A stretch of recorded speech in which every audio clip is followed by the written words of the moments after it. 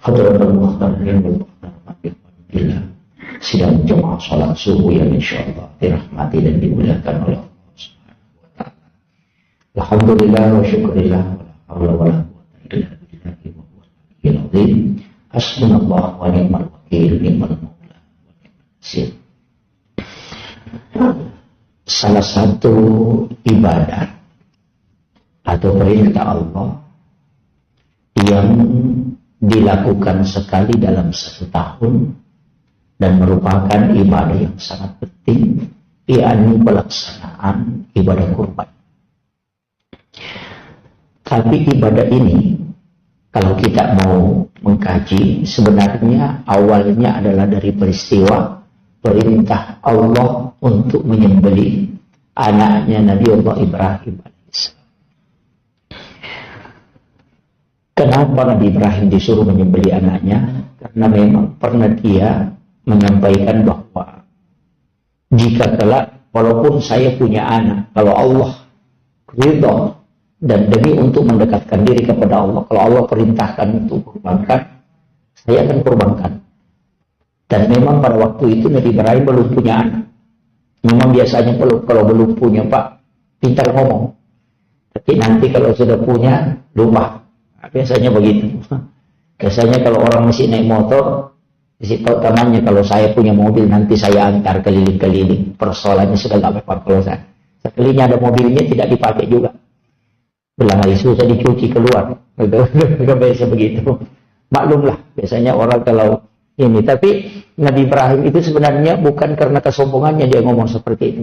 Tapi Nabi Ibrahim ucapkan itu karena malaikat itu takjub. Karena dia pernah berkurban 100 ekor unta, kemudian 1000 ekor kambing. Itu. Jadi Nabi Ibrahim mengucapkan kalimat itu sebagai tanda bahwa sebesar apapun perintah Allah, kalau demi mendekatkan diri saya akan lakukan. Dan ternyata terbukti. Nah, untuk masalah kurban ini, itu menjadi syariat. Sampai ke Rasulullah SAW. Tapi kurban ini tidak gampang, Pak. Kadang kita anggap ini adalah hal yang mudah. Yang penting masuk waktu kurban, hari raya lebaran Idul Adha, dan 3 hari tasyrik, kita sembelih binatang selesai persoalan. Oh, enggak. Tidak semudah itu. Ada beberapa sunnah yang dianjurkan. Yang pertama, ketika masuk bulan Zulhijjah, maka jangan memotong kuku dan mencukur rambut. Itu disunnahkan. Jadi ketika orang mau berkurban, sudah pasti mau berkurban, ketika masuk tanggal 1 Zulhijjah, jangan memotong kuku dan juga jangan memotong rambut. Rasulullah mengatakan, kuku dan rambutmu itu ingin menyaksikan kurbannya. Nah, makanya kalau Bapak mau potong rambut kalau hari raya kurban, usahakan potong sebelum masuk bulan Zulhijjah. Ada juga yang berpendapat bahwa yang tidak boleh dipotong itu adalah rambut atau bulu binatang dan kukunya. Tapi ini saya tidak sepakat dengan ini, Pak. Masa ada sapi mau dipotong kukunya? Dan tidak mungkin. Artinya orang yang mau berkurban. Nah, itu yang disunnahkan untuk tidak memotong kuku, kemudian tidak menggunting rambut. Itu disunnahkan supaya dia kelak menyaksikan kurbannya. Kemudian yang kedua, kurban ini terbagi 2. Ada nasar, ada sunnah. Yang nasar itu menjadi wajib, sedangkan yang sunnah itu hukumnya sunnah. Kurban nasar itu ada aturannya. Tidak boleh dimakan oleh orang yang berkurban. Nah, ini penting ini. Jadi kalau istilahnya orang Bugis mati ya. Jadi kapan kurbannya nasar, jangan makan. Bagikan semua. Yang kedua, ada ulama mengatakan kurban yang membolehkan. Kurban untuk orang yang meninggal, yang menggunakan namanya orang yang meninggal, itu harus dibagikan semua. Tapi kalau kurban untuk orang meninggal, yang dimasukkan adalah namanya orang hidup, tapi hanya meniatkan pahalanya untuk orang yang meninggal, itu masih boleh diambil sepertiga. Karena pembagian kurban begitu, Pak. Sepertiga untuk yang berkurban, sepertiga untuk sedekah, dan sepertiga sebagai hadiah kepada orang-orang untuk sahabat. Jadi itu tidak ada bilang untuk fakir miskin, untuk anak yatim, untuk enggak. Kurban itu cuma terbagi 3. Sepertiga untuk yang berkurban dagingnya, sepertiga untuk sedekah, sepertiga untuk hadiah. Makanya non muslim boleh dikasih daging kurban. Itu untuk hadiah. nggak penting kalau tidak dikasihkan, tidak boleh dikasih. Nah, yang nasar tadi, mana apa bedanya nasar dengan niat? Karena ada biasa begitu, tidak bisa bedakan. Nasar itu menukar ibadah dengan rezeki. Istilahnya menukar, nanti kalau kita mengatakan, nanti saya, misalnya begini, kalau saya dapat, misalnya petani, dia mengatakan begini, ketika saya dapat padi 5 ton, saya akan berkurban. Itu nasar.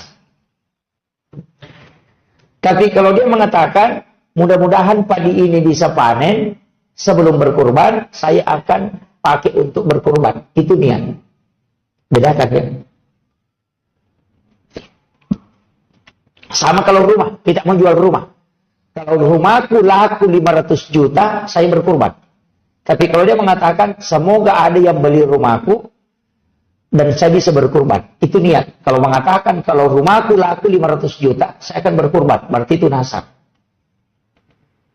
Bagaimana cara membedakan? Kalau nasar, itu menukar. Kalau laku 500, saya berkurban. Itu nasar itu. Jadi kalau lakunya 499 juta, dia tidak berkurban. Karena kurang 1 juta. Lah seke. Begitu. Jadi kapan ditukar, Pak? Itu jadi nasar. Bisa uduk pay 10 to makaroba ka. Iya kok dia nanagan na 10 to dia nakaroba. Makanya di situ Rasulullah mengatakan dalam hadis yang sahih, jangan terlalu banyak bernasar. Karena nasar itu adalah tempatnya bersedekah orang kikir. Tempatnya ibadahnya orang kikir. Pak kasihin atau seke. Betul memang Pak. Kalau rumahku laku 500 juta, saya berkorban. Kalau kurang 500 juta, dia tidak berkorban. Dan tidak cukup Tuhan. Begitu. Jadi kalau dia cuma mengatakan, mudah-mudahan rumahku laku, ada uang yang saya bisa gunakan berkorban. Itu niat. Karena itu adalah doa. Ini perlu ditahu ya. Jadi bedakan. Untuk kurban, ini juga kadang orang menjadi masalah. Karena kurban ini, satu orang, itu begini. Kurban itu, satu kepala keluarga, untuk satu hitungan. Kan kalau 1 ekor sapi itu kan 7 orang. Sebenarnya bukan 7 orang Pak. 7 nama. Iya. 7 nama. Maksudnya 7 nama, kalau kita berkurban suami, istri, anak, itu boleh ikut. Tapi tidak masuk namanya. Cuma diniatkan mengikutkan. Bilang ini kurbanku untuk diriku, istri, dan anak-anak. Itu kalau anaknya 9, istrinya 4. Kan begitu. Makanya dalam 1 ekor sapi itu bukan 7 orang, tapi 7 nama. Cuma ada ulama mengatakan, kalau mampu satu nama dalam keluarga, itu lebih bagus. Tapi kalau hanya satu yang mampu, tidak usah gantian. Kan ini yang jadi masalah, Pak. Nabi bilang, tahun ini saya berkurban, nanti tahun depan kasih istriku karena tidak mampu. Bukan, suami saja dimasukkan. Suami nanti dia berniat untuk istri dan anak-anaknya. Kan Rasulullah berkurban begitu. Dia menyembelih 2 ekor kambing. Kambing pertama dia sembelih untuk dirinya. Kambing yang kedua untuk umatnya yang tidak mampu berkurban. Jadi orang miskin itu sudah dikurbankan oleh Rasulullah. Makanya dia sembelih 2 ekor kambing. 1 untuk diri, istri, dan anak-anaknya. Makanya kan Nabi kalau sembelih itu, kambing ini saya kurbankan untuk diriku, istri, dan anak-anakku. Berapa istrinya Nabi? 9. Tambah anaknya berapa? Jadi banyak yang masuk tuh. Makanya bukan satu orang Pak, tapi 1 nama. Cuma tidak boleh itu dimasukkan semua. Kurban ini untuk ini, untuk ini, untuk ini, untuk semua anaknya. Tidak, hanya mengikutkan niat dalam satu keluarga. Tapi kalau mampu lebih afdalnya. Makanya kan Imam Abu Hanifah itu mengatakan kurban itu wajib bagi yang mampu. Kalau Imam Syafi'i tidak, sunnah muakkadah. Itu makanya biasa tanya, mana lagi yang mampu ini Pak Ustaz? Karena mereka tahu maka dari itu di makalah tidak itu mampu. Sebenarnya yang mampu itu adalah yang punya uang yang bisa dia kurbankan dan keluarganya masih bisa makan. Itu orang yang mampu. Tapi ada yang parah Pak. Kuruta Pak Sunusi Baco Al-Wahrum bilang, Yang dimaksud orang mampu berkurban, bukan uangnya dilihat. Kalau dia merokok 2 bungkus 1 hari, itu sudah mampu. Apalagi kalau rokok surya, sudah. Itu. Kenapa Pak? Harga rokok surya sekarang berapa? 1 batang. 1.000. Coba buka 1 batang saja, 2.000. Kali 360. Kan 360 hari dalam 1 tahun.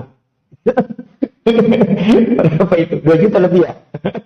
Makanya Bapak kalau merokok 2 bungkus 1 hari, itu sudah kena itu.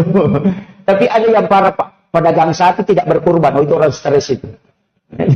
Pedagang sapi dia nakaro bahwa itu yang bahaya.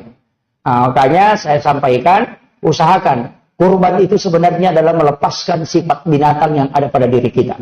Bayangkan pahalanya Pak, bulunya itu sekian jumlah pahala dihitung dan binatang itu.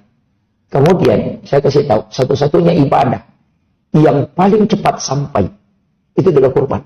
Karena Rasul mengatakan ketika disembelih sebelum darahnya menetes sampai ke tanah, itu pahalanya sudah sampai di sisi Allah. Dari situlah kenapa kita dipanggil berdiri melihat binatang yang mau disembelih untuk yang berkurban. Karena pada saat imam meletakkan pisaunya di bawah leher binatang yang mau disembelih, di situ kita berdoa. Makanya dibaca inni wajjahtu wajhi alladzi fatara samawati. Di situ inna sholati wa nusuki wa mahyaya wa mamati lillahi rabbil alamin. Kemudian pakai inni wajjahtu. Di situlah kita berdoa karena sebelum menetes. Makanya dia imam itu letakkan pisau begini, kemudian tahan sejenak supaya orang diberi kesempatan untuk berdoa. Cuma kadang kita Pak bilang, bagaimana? Sudah disembelih? Cuma datang ambil daging. Ini yang fatal. Di sini biasa berkurban banyak ya, banyak. Cuma saya sarankan Pak, kalau sapinya banyak, pilih 1 hari setelah Lebaran. Kalau di hari Lebaran gunakan untuk bersilaturahmi dulu, supaya kita tenang mengurus. Biasanya kan kalau di Lebaran itu sampai jam 9 baru pulang ke rumah, sampai di rumah langsung mau lagi pergi kurban. Sibuk-sibuk, gunakan dulu untuk dengan keluarga saling memaafkan, tetangga saling memaafkan. Nanti besok